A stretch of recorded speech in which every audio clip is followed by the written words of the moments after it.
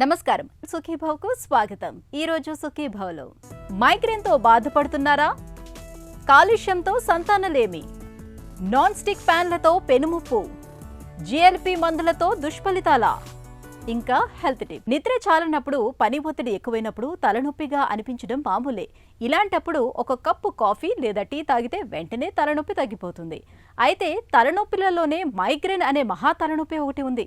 తలలో నరాలు చిట్లిపోతున్నాయా, తలపై ఎవరైనా సుత్తులతో బాదుతున్నారా అన్నంతగా వేధిస్తుంది. మరీ ముఖ్యంగా మైగ్రేన్ అనేది మహిళల్లో ఎక్కువగా కనిపిస్తుంది. మైగ్రేన్ బాధల్ని తట్టుకోలేక చాలామంది ఆత్మహత్య ఆలోచనలు సైతం చేస్తూ ఉంటారు. నిత్య జీవితాన్ని దుర్భరంగా మార్చే మైగ్రేన్ గురించిన పూర్తి వివరాల్ని ఇప్పుడు తెలుసుకుందాం.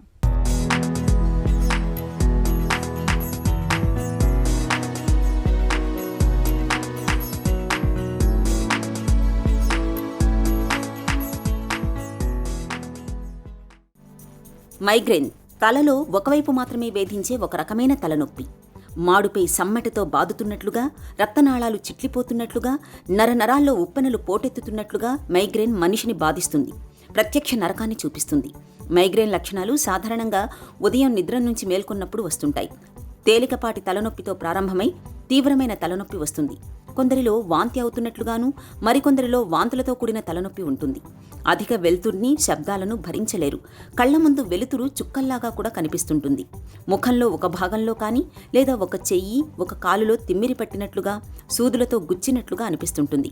కళ్ళు తిరగడం, బలహీనత, మాట్లాడటానికి కాస్త ఇబ్బంది పడుతుంటారు.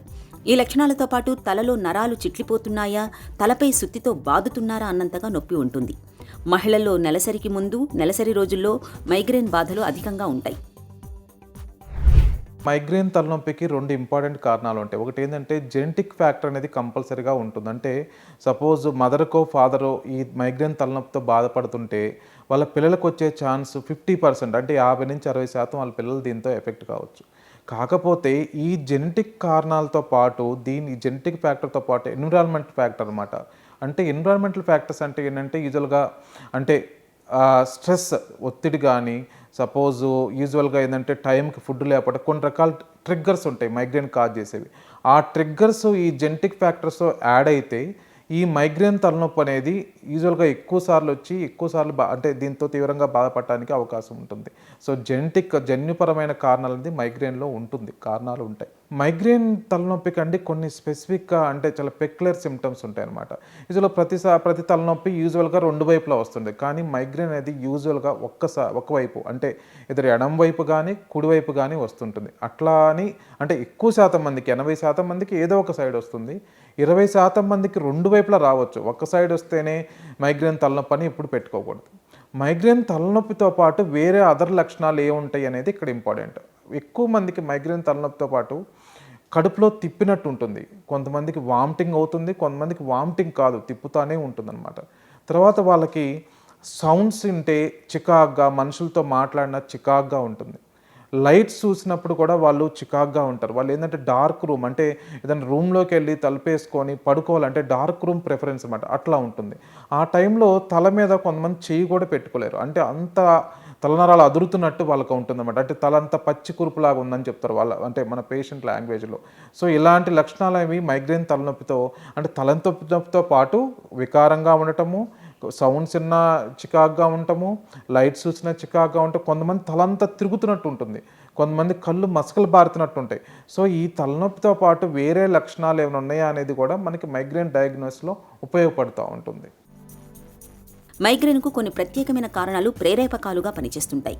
మానసిక ఒత్తిడి, అధిక శ్రమ, ప్రకాశవంతమైన వెలుతురు, నెలసరిలో తేడాలు, గర్భనిరోధక మాత్రలు, మత్తు పానీయాలు, ధూమపానం అలవాటు, ఇవన్నీ మైగ్రేన్ను ప్రేరేపించేవే. మైగ్రేన్లో తలకు ఒకవైపు వెళ్లే నరాలు అకస్మాత్తుగా సంకోచ వ్యాకోచాలకు లోను కావడంతో తలలో నొప్పి మొదలవుతుంటుంది. మైగ్రేన్లో మళ్లీ కామన్ అని, క్లాసికల్ అని రెండు రకాల తలనొప్పులు కనిపిస్తాయి. కామన్ మైగ్రేన్ అనేది ఎక్కువగా మహిళల్లో వస్తుంటుంది.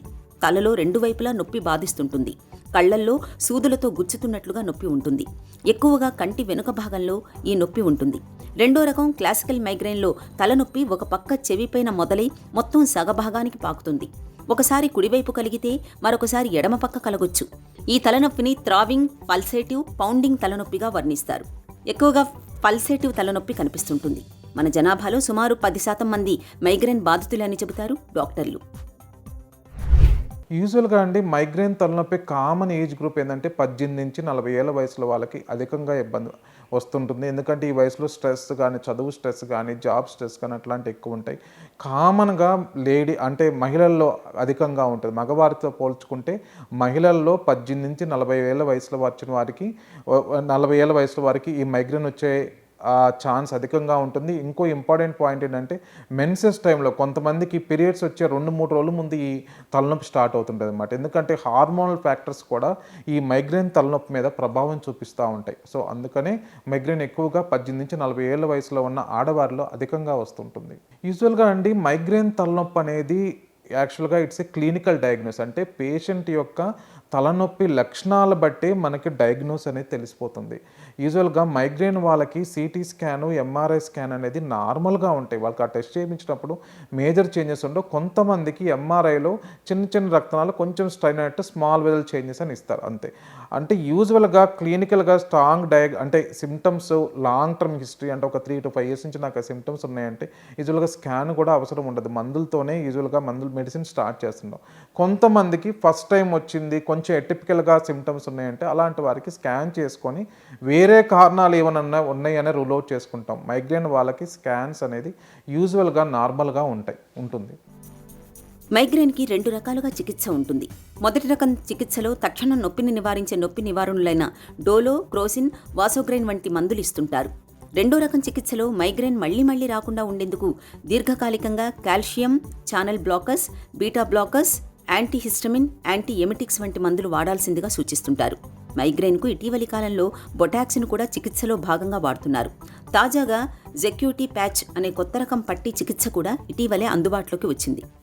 మైగ్రేన్ వేధిస్తున్నప్పుడు ఈ పట్టీకి గల మీటను నొక్కితే చాలు, మందు చర్మం ద్వారా నేరుగా శరీరంలోకి చేరి మైగ్రేన్ బాధల్ని తగ్గిస్తుంది. యాక్చువల్గా మైగ్రేన్కి ట్రీట్మెంట్ అనేది 2 రకాలుగా ఉంటుందండి. ఒకటి తలనొప్పి వచ్చినప్పుడు ఏ టాబ్లెట్ వాడుకోవాలి, తలనొప్పి రాకుండా ఎలా వాడాలి. యూజువల్గా ఎలా పెడతాం, పేషెంట్ ఏమడుగుతామంటే నెలకి మీకు ఎన్నిసార్లు ఈ తలనొప్పితో బాధపడుతున్నారని అడుగుతాం. నెలకి 3 నుంచి 5 రోజులు ఈ తలనొప్పి వల్ల నాకు ఇబ్బంది అవుతుందంటే యూజువల్గా వాళ్ళకి ప్రొఫైలాక్టివ్ ట్రీట్మెంట్ అంటాం. అంటే రాకుండా మందులు అనేవి ఒక 3 నుంచి 6 నెలల కోర్సు వాడతాం. కొంతమందికి ఏంటంటే నెలలో 1-2 సార్లే వస్తుంది, అంత 1-2 రోజులు వస్తుంది, తర్వాత రాదు. అంటే యూజువల్గా ఆ తలనొప్పి వచ్చినప్పుడు కొన్ని రకాల మందులు వచ్చినప్పుడు మాత్రమే ఒక టాబ్లెట్ వేసుకోమని చెప్తాం. సో మంత్లో 3 నుంచి 5 రోజులు ఈ తలనొప్పితో ఇబ్బంది పడుతుంటే మాత్రమే మనం ఈ ప్రొఫైలాక్టిక్ ట్రీట్మెంట్ అనేది వాడాల్సి ఉంటుంది. చాలామంది ఏమనుకుంటారంటే ఒకసారి మైగ్రేన్ వస్తే జీవితాంతం నాకు మందులు వాడాలని, అట్లా ఉండదండి. చాలా మందికి ఆన్ ఆఫ్ ఫేజెస్ ఉంటాయి. అంటే ఒకసారి ఎపిసోడ్ వచ్చిందనుకోండి, మళ్ళీ 3-4 years తర్వాత మళ్ళీ ఎపిసోడ్ రాదు. ఇదిలో వాళ్ళకి ఏంటంటే ఒక 3 to 6 months కోర్స్ వాడేసి తర్వాత ఎప్పుడైతే మళ్ళీ ఫ్లేర్ అప్ ఎపిసోడ్స్ అంటే మళ్ళీ ఇంకో ఎపిసోడ్ వచ్చిందో అప్పుడే ట్రీట్మెంట్ వాడతాం. రెండో థింగ్ ఏంటంటే ఆ ట్రిగ్గర్స్, కారణాలు నాకు ఎందుకు వస్తున్నాయి, నేను స్ట్రెస్ పడటం వల్ల వస్తుందా, లేకపోతే నాకు స్లీప్ ప్యాటర్న్ సరిగ్గా లేదా, నేను ఫోన్ ఎక్కువ చూడటం వల్ల నాకు ఈ హెడేక్ ట్రిగ్గర్ అవుతుందా, కారణాలు ఐడెంటిఫై చేసి వాటిని వీలైనంతగా దూరం పెట్టుకోవడం ఇంపార్టెంట్. తర్వాత ఏంటంటే వెయిట్ని కంట్రోల్ పెట్టుకోవాలి, రెగ్యులర్గా ఎక్సర్సైజ్ చేసుకోవాలి, మెడిటేషన్, యోగా అలాంటివి చేసుకుంటే యూజువల్గా మైండ్ కామ్గా ఉంటే యూజువల్గా మైగ్రేన్ హెడేక్ నుంచి మనం దూరంగా ఉండొచ్చండి. మైగ్రేన్ను నివారించుకోవడానికి జీవనశైలిలో తగిన జాగ్రత్తలు తీసుకోవాలి. నిత్యం ఎదురయ్యే ఒత్తిళ్లు, ఆందోళనలు తట్టుకునేందుకు యోగా, ధ్యానం, ప్రాణాయామాల్ని ఆచరించాలి. నిత్యం కాసేపైనా నడవాలి. ధూమపానం, మద్యపానం వంటి అలవాట్లు ఉన్నట్లయితే వాటిని వెంటనే విడనాడాలి. ఇక పడని ఆహారాలు, పానీయాలకు దూరంగా ఉండటమే మేలు. మైగ్రేన్ మందుల విషయంలో కూడా జాగ్రత్తగా ఉండాలి. డాక్టర్ చెప్పిన మోతాదులో మాత్రమే మందుల్ని వాడాలి. ఇలా అన్ని రకాలుగా తగిన జాగ్రత్తలు తీసుకోవడం ద్వారా మైగ్రేన్ ముప్పును చాలా వరకు నివారించుకోవచ్చు. తీవ్రమైన కాలుష్యం మూలంగా క్యాన్సర్ల ముప్పు ఉంటుందని తెలుసు. కాలుష్యం ధాటికి గుండె జబ్బుల తాకిడి కూడా పెరుగుతున్నట్లు పలు అధ్యయనాల్లో ఇప్పటికే వెల్లడైంది. తాజాగా సంతానలేమి కూడా ఈ సమస్యల జాబితాలోకి వచ్చి చేరింది. కాలుష్య కాసారాలకు దగ్గరగా ఉండే మహిళల్లో సంతాన సామర్థ్యం తగ్గుతున్నట్లు నిపుణులు చెబుతున్నారు. చాలా కాలంగా వాయు కాలుష్యానికి గురవుతున్నప్పుడు ఆ ప్రభావం మహిళల పునరుత్పత్తి వ్యవస్థపై ఎలాంటి ప్రభావం చూపుతుందో ఇప్పుడు తెలుసుకుందాం. గర్భధారణ సమయంలో కూడా వాతావరణం కూడా శుభ్రంగా ఉండేటట్టు చూసుకోవాలి. వీలైనంత వరకు ఎక్కువ బయటికి, అంటే ట్రాఫిక్ టైం ఎక్కువ పీక్ అవర్స్లో కూడా బయటికి కొంచెం ఏదైతే విషవాయువులు ఎక్కువ ఉంటాయో ఆ టైంలో కొంచెం ఏదైనా అత్యవసరమైన పని లేకపోతే గనక బయటికి రాకోకుండా ఉంటే కొంచెం మంచిగా ఉంది. ఒకవేళ బయటికి వచ్చినా కూడా కొంచెం మాస్కులు ధరించడం వల్ల, మెయిన్గా N95 మాస్కులు ధరించడం వల్ల కూడా ఆ గాలిలో ఉండే ఆ రసాయనాలు కూడా మనకి కొంచెం లోపల ఊపిరితిత్తుల్లోకి వెళ్ళకోకుండా మనం నివారించుకునే అవకాశం ఉంటుంది. అట్లాగే పౌష్టికాహారం, గర్భిణీ స్త్రీల్లో మంచి ఆహారం తీసుకోవటం వల్ల కూడా రోగనిరోధక శక్తి అనేది కూడా పెంచుకోవచ్చు. ఎక్కువ నీరు తాగాలి, బాగా హైడ్రేట్ అవ్వాలి. ఎక్కువ నీరు తాగటం వల్ల కూడా మన బాడీలో ఉన్న మలినం కూడా బయటికి పాస్ అయ్యే అవకాశం ఉంటుంది. ఇంటి దగ్గర కొంచెం ప్రశాంతమైన వాతావరణం కలిగి ఉండటం, ఎక్కువ చెట్లు నాటుకోవటం, ఇంట్లో కూడా కొంచెం మొక్కలు పెంచుకోవటం, ఏదైతే గాలి శుద్ధిపరుస్తుందో అలాంటి మొక్కలు పెంచుకుంటే కొంచెం ఆ గాలిలో విషవాయువులు అవి కొంచెం తగ్గే అవకాశం ఉంటుంది. అండ్ ధూమపానం చేసే వాళ్ళ దగ్గరికి కూడా వీలైనంతగా దూరంగా ఉండి అవి పీల్చుకోకుండా ఉంటే కొంచెం మనం దీన్ని తగ్గించుకునే అవకాశాలు ఉంటాయి.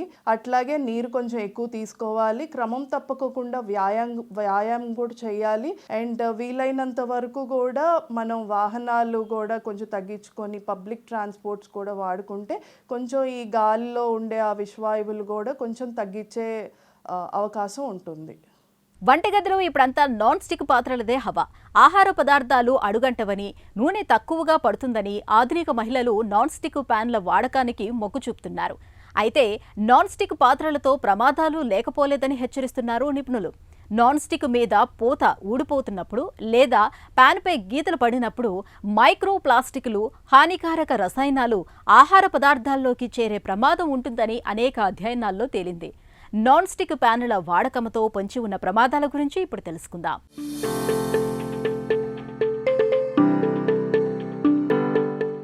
అడుగంటకుండా ఉండేందుకు, ఎక్కువ వేడిపై కాల్చేందుకు నాన్ స్టిక్ ప్యాన్లను ఎక్కువగా వాడుతూ ఉంటాం. శుభ్రం చేసుకునేందుకు సులువుగా, నూనె ఉపయోగం తక్కువ కారణంగా వీటికి ఆదరణ కూడా ఎక్కువగానే ఉంటుంది. అయితే ఎక్కువ కాలం వాడినా, గీతలు పడిన నాన్ స్టిక్ ప్యాన్లతో మాత్రం జాగ్రత్త అంటున్నారు నిపుణులు. నాన్ స్టిక్ ప్యాన్లకు టెఫ్లాన్ పూత పూస్తారు. ఆహారం అంటకుండా వేడిని తట్టుకోవటానికి ఇది ఉపయోగపడుతుంది. టెఫ్లాన్ నేరుగా క్యాన్సర్ కారకం, కార్సినోజెనిక్ కాదు. అయితే టెఫ్లాన్ అనేది పాలీఫ్లోరో ఆక్టానోయిక్ యాసిడ్తో తయారవుతుంది. ఇది పెద్ద రసాయన సమూహం. PFOAతో టెఫ్లాన్ ప్యాన్లు తయారవటం వల్ల ఆరోగ్య సమస్యలు వస్తాయని 2005లో US ఎన్విరాన్మెంట్ ప్రొటెక్షన్ ఏజెన్సీ గుర్తించింది. 2015లో ప్రపంచ ఆరోగ్య సంస్థలో భాగమైన international agency for research on cancer దీనిపై పరిశోధించింది. PFOA కార్సినోజెనిక్ కాబట్టి అది లేని టెఫ్లాన్ తయారు చేస్తే బాగుంటుందని నివేదికలిచ్చారు.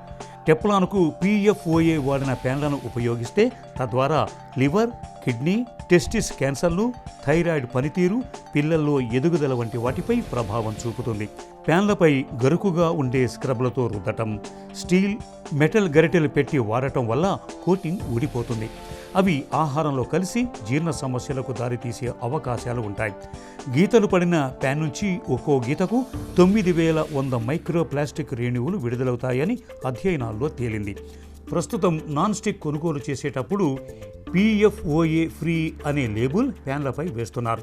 వీటిని మాత్రమే తీసుకోవాలని నిపుణులు సూచిస్తున్నారు. ఇక ఏ ఫ్రీ టెఫ్లాన్ ప్యాన్లైనా 260 డిగ్రీల సెంటీగ్రేడ్ దాటి వేడి చేయకూడదని హెచ్చరిస్తున్నారు. ఇలా అత్యధిక వేడిలో వండినప్పుడు పాలీఫ్లోరో కార్బన్ అనే వాయువులు విడుదలై జ్వరం, దగ్గు, ఆయాసం, దీర్ఘకాలంలో క్యాన్సర్ వచ్చే అవకాశాలు ఉంటాయని పరిశోధనల్లో తేలింది.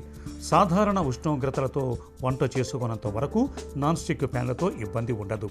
అధిక వేడితో ప్యాన్లపై వంటలు చేసి దీర్ఘకాలంలో వచ్చే చిన్న రిస్క్ కూడా తీసుకోకూడదనుకుంటే వీటికి ప్రత్యామ్నాయంగా స్టెయిన్లెస్ స్టీలు, సిరామిక్, మట్టితో తయారు చేసినవి వాడటం ఉత్తమం. కాస్ట్ ఐరన్ ప్యాన్ ఉక్కుతో చేసినవి కావటం వల్ల శరీరానికి ఇనుము పోషకంగా లభిస్తుంది. ఎక్కువ కాలం సైతం మన్నుతుంది. స్టెయిన్లెస్ స్టీల్ ప్యాన్లో రసాయనాలు విడుదల కావు. ఆరోగ్యానికి సురక్షితం. ఎక్కువ వేడి తట్టుకుంటుంది. ఎక్కువ సురక్షితం అనేది నిపుణుల సూచన. సిరామిక్ కోటింగ్ ప్యాన్లు కెమికల్ రహితంగా ఉంటాయి. ఇక మట్టి పాత్రలు, స్టోన్ బ్రాస్, కంచు వంటి సంప్రదాయ పాత్రలు, ప్యాన్లు ఆరోగ్యానికి ఎంతగానో మేలు చేస్తాయి. వంటకానికి సహజ రుచిని అందిస్తాయి. మధుమేహం చికిత్సలో నేడు జీఎల్పీ మందుల రూపంలో సరికొత్త అస్త్రాలు అందుబాటులోకి వచ్చాయి. రక్తంలో గ్లూకోజ్ నియంత్రణ కన్నా మధుమేహంతో తలెత్తే గుండె జబ్బు, పక్షవాతం, కిడ్నీల వైఫల్యం, కాలేయ క్యాన్సర్ వంటి ముప్పు కారకాలను నివారించడమే తొలి ప్రాధాన్యంగా ఈ మందులు చేస్తాయి. ప్రపంచవ్యాప్తంగా ఇప్పుడిప్పుడే ప్రాధాన్యం పొందుతున్న ఈ జీఎల్పీ మందులతో కొన్ని దుష్ఫలితాలు కూడా ఉంటున్నట్లు అధ్యయనాల్లో తేలింది. మన భారతీయుల్లో జీఎల్పీ మందుల తాలూకు దుష్ఫలితాల తాకిడి ఎక్కువగా ఉంటుంది. ఈ నేపథ్యంలో జీఎల్పీ మందులతో కనిపిస్తున్న దుష్ఫలితాలు, వాటిని అధిగమించేందుకు తీసుకోవాల్సిన జాగ్రత్తల గురించి డాక్టర్ని అడిగి ఇప్పుడు తెలుసుకుందాం.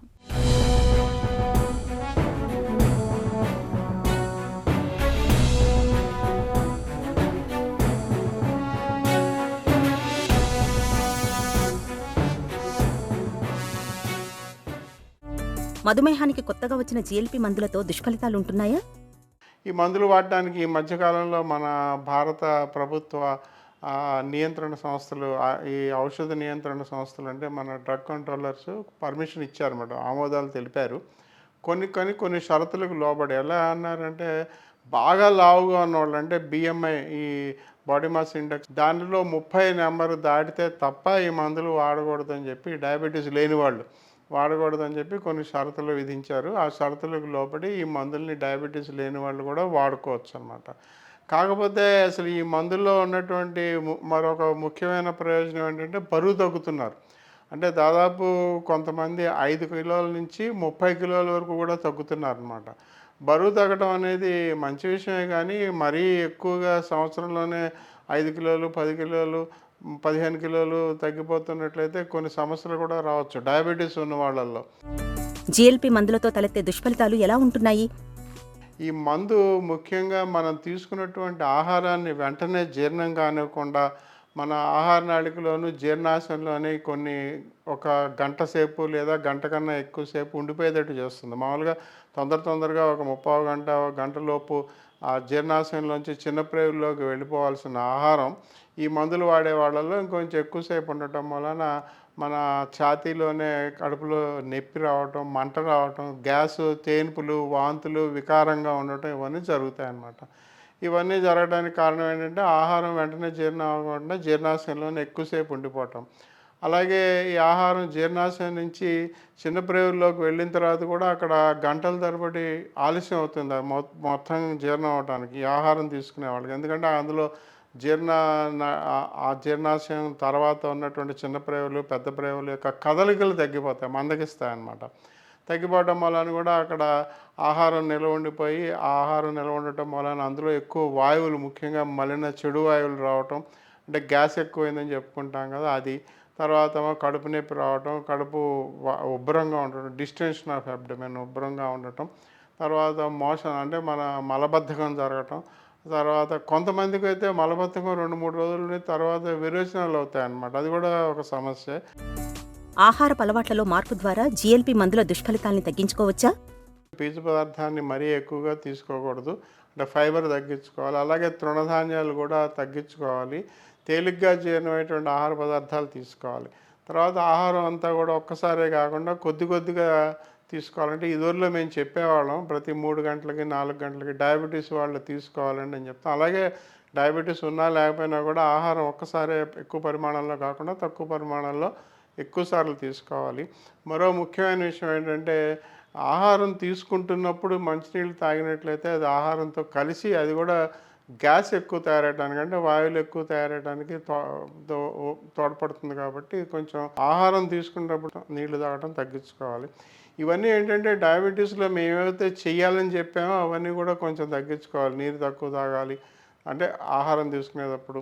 తర్వాత ఈ పీచు పదార్థం తగ్గించుకోవాలి, తృణధాన్యాలు తగ్గించుకోవాలి. ఇవన్నీ కాకుండా వేరే విషయాలు, ఏదైతే ఆర్టిఫిషియల్ స్వీట్నర్స్, మన కృత్రిమంగా తీపి కలిగించేటువంటి పదార్థాలు, ఇప్పుడు మన ఈ సాక్రిన్ లాంటివి ఇవన్నీ ఉంటాయి కదా, ఇవన్నీ కూడా కడుపులో కడుపు జీర్ణశక్తిని ఇంకా తగ్గించేటువంటి అవకాశం ఉంది వాటితో. అలాగే కొన్ని ప్రోటీన్ మందులు, అంటే ప్రోటీన్ వాడటం అనేది ఇంపార్టెంటే, కానీ ప్రోటీన్ పౌడర్లు కొంతమందికి పడవ అనమాట. అందరికీ కాదు, కొంతమందికి. వాళ్ళకు కూడా కడుపులో గ్యాస్ ఎక్కువ తయారవటం, కడుపులో ఈ జీర్ణశక్తి మందగించడానికి అవి కూడా దోహదం చేస్తున్నాయి. ఎముకలు పెళుసుగా మారడం, కండరాలు బలహీనం అవడాన్ని ఎలా నివారించుకోవాలి? ముఖ్యంగా తెలుసుకోవాల్సింది ఏంటంటే, ఈ మందులు వాడే వాళ్ళకి సార్కోపీనియా అండ్ ఆస్టియోపీనియా, అంటే మందులు మరీ ఎక్కువగా డోసుల్లో వాడి ఎక్కువ రోజులు వాడిన వాళ్ళకి మన కండరాలు కరిగిపోతుంది, సార్కోపీనియా అంటారు. అలాగే ఆస్టియోపీనియా అంటే ఎముకలు కూడా కరగచ్చు. కాబట్టి అది నివారించుకోవడానికి ప్రోటీన్ పౌడర్లు ఎక్కువగా తినమంటున్నాం అనమాట. కానీ ప్రోటీన్ పౌడర్లు అన్నీ కూడా అందరికీ జీర్ణం కాదు. ఎవరికైనా ప్రోటీన్ పౌడర్ వలన, ప్రోటీన్ పొళ్ళు వాటి వలన సమస్యలు ఉన్నట్లయితే వాడకూడదు. ఇది ప్రపంచ దేశాల యొక్క సలహా ఏమిటంటే, ఈ మందులు వాడేవాళ్ళు 1.3 గ్రాములు కిలోకి, మనిషి బరువు, కిలో బరువుకి 1.3 గ్రాముల చొప్పున ప్రోటీన్, అంటే ఇది దాదాపు 70 గ్రాముల నుంచి 100 గ్రాముల ప్రోటీన్ పౌడర్లు వాడాలి. ఇది కొంచెం ఎక్కువే, కానీ ఈ ప్రోటీన్ పౌడర్లు వాడాల్సిన అవసరం కొంతమందిలో రావచ్చు. ఎవరికి సార్కోపీనియా ఉంది, ఎవరికి ఆస్టియోపీనియా ఉన్నది పరీక్షల ద్వారా డాక్టర్లు నిర్ణయిస్తారు. అలాగే వారానికి 2 సార్లైనా కూడా ఈ కండరాల యొక్క శక్తిని పెంచుకునేటువంటి ఎక్సర్సైజులు ఉంటాయన్నమాట, వ్యాయామాలు, అవి కూడా చేయాలి. కాబట్టి ఆస్టియోపీనియా, సార్కోపీనియా అనేటువంటి కొన్ని సమస్యలు మంచి విషయాలు కాదు. కాబట్టి ముందుగానే గ్రహించి వాటిని నివారించుకోవడం, లేదా వచ్చినట్లయితే వాళ్ళకి చికిత్సలు తీసుకోవడం డాక్టర్ సలహాతో చేసుకోవాలి. జిఎల్పి మందులతో తలెత్తే నష్టాన్ని నివారించుకోవటం ఎలా? తరచూ ఎలాంటి పరీక్షలు చేయించుకుంటూ ఉండాలి? డయాబెటీస్ వాళ్ళందరికీ కూడా సంవత్సరానికి ఒకసారి రెటినా పరీక్ష చేసుకోమని చెప్తాం కదా. దాంతోపాటు మ్యాక్యులా పరీక్షలు కూడా ఉంటాయన్నమాట. ఉట్టి రెటినోపతి కాకుండా వేరే మ్యాక్యులా పరీక్ష కూడా చేసుకుని ఈ 6 నెలలకు ఒకసారైనా చేసుకున్నట్లయితే ఇలాంటి కంటి వ్యాధులు వచ్చేటువంటి అవకాశం ఉన్నట్లయితే ముందుగానే తెలుసుకుని మనం ఈ మందులను తగ్గించుకోవటం కానీ, లేదా వాటికి ప్రత్యేకమైన కంటి చికిత్సలు చేసుకోవటం కానీ చేసుకోవచ్చు అనమాట. ఇది కాకుండా సీసెల్ ట్యూమర్ అని చెప్పి మనకి మెడులరీ కార్సినోమా అంటాం, థైరాయిడ్లో వస్తుంది, థైరాయిడ్ గ్రంథిలో వస్తుంది. అది ఉందా లేదో తెలుసుకోవడానికి కాల్స్టోనిన్ అనే పరీక్ష చేసుకోవాలి. ఇది కూడా 6 నెలలకు ఒకసారి ఈ మందులు వాడే వాళ్ళంతా వేసుకున్నట్లయితే ఆ సీసెల్ ట్యూమర్లు రాకుండా నివారించుకోవడానికి, ఒకవేళ వచ్చినట్లయితే వాటికి తగిన చికిత్స చేసుకోవడానికి ఈ మెడులరీ సెల్ కార్సినోమా అన్నమాట, దాని గురించి కూడా తెలుసుకోవాలి. మధుమేహంతో తలెత్తే ముప్పుల్ని తప్పించడమే ప్రధాన లక్ష్యంగా పనిచేసే జిఎల్పి మందులతో సమస్యల కన్నా ప్రయోజనాలు ఎక్కువ. జిఎల్పి మందులతో తలెత్తే చిన్నా చితకా సమస్యల్ని ఆహారపరమైన జాగ్రత్తలు తీసుకోవడం ద్వారా సులువుగానే అధిగమించవచ్చు. సమస్యల తాకిడి మరీ తీవ్రంగా ఉన్నప్పుడు డాక్టర్ని సంప్రదించి తగిన వైద్య సాయం పొందడం మేలు. ఒక చిన్న చిట్కా మీకోసం. తరచూ వాంతి అవుతున్నట్లుగా వికారంగా ఉంటున్నప్పుడు ఉదయం పూట ఒక గ్లాసు నీటిలో కొద్దిగా జీలకర్ర పొడిని కలుపుకొని తాగడాన్ని అలవాటు చేసుకోండి. వాంతి, వికారం ఇట్టే తగ్గిపోతాయి.